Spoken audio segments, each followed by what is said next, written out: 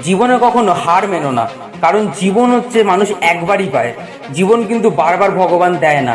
তাই জীবন একবার পাওয়া মানে সুযোগও কিন্তু একবারই পাওয়ার।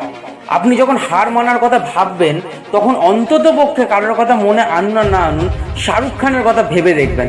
তার বাড়িতে ছোটবেলায় ভাত খাওয়ার সময় ডালের মধ্যে এক্সট্রা জল দিয়ে ডালটাকে বাড়ানো হতো, যাতে পুরো ডালটা চারজন তারা খেতে পারে।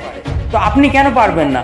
সে যদি আজ ওইখান থেকে উঠে এসে আর যদি পুরো ওয়ার্ল্ডের সব থেকে বড় স্টার হতে পারে, তাহলে আপনি কেন পারবেন না? আপনার মা বাবাকে দেখুন, তারা আজকে কত কষ্ট করছে, জীবনে কত কষ্ট করে আপনাকে বড় করেছে, আর আপনি সহজেই হার মেনে ফেলবেন? কখনোই হার মানবেন না। কারণ হার মানার একটা কথা মনে রাখবেন, ভগবান কিন্তু ভাগ্য আর সব কিছু তৈরি করে দেয় মানুষকে, কিন্তু সব কিছু তাকে নিজেকেই করে নিতে হয়। সব কিছু ভগবান দেয়, কিন্তু আপনাকে অ্যারেঞ্জমেন্ট আপনাকে নিজেকেই করতে হবে। কারণ কোনো কিছু ফ্রিতে পাওয়া যায় না, একটু তো কষ্ট করতেই হবে। তো আপনি একটু কষ্ট নয় করুন, হার কেন মারবেন?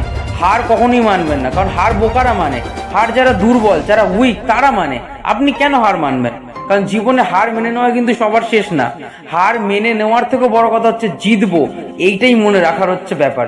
কারণ হচ্ছে যে জিততে পারে না, সে যে মনের মধ্যে স্বপ্ন দেখতে পারে, সেই জিততে পারে। তাই কখনো হার মানবেন না। শুধু হার মানার আগে বড় বড় জীবনে বড় বড় যারা উদাহরণ হয়ে রয়েছে, যারা আজকের বড় বড় ফিল্ম স্টার, যারা যে বড় বড় সাকসেসফুল হয়ে গেছে, অনেক সাকসেসফুল যারা লাইফে, তাদের কথা চিন্তা করবেন যে তারাও যদি পারে তো আপনিও পারবেন। তারা এমন কিছু খায় না, তারাও কিন্তু ভাত ডাল যা আপনি খান তারাও কিন্তু তাই খায়। শুধু তফাৎ হচ্ছে তাদের থিঙ্কিংয়ের মধ্যে, তাদের মাথার মধ্যে ঢুকে গেছে যে আমাকে জীবনে দাঁড়াতেই হবে, কিছু বড় করতেই হবে। তাই আপনিও চাইলে সবই করতে পারবেন, কারণ আপনিও একটা মানুষ আর সেও একটা মানুষ।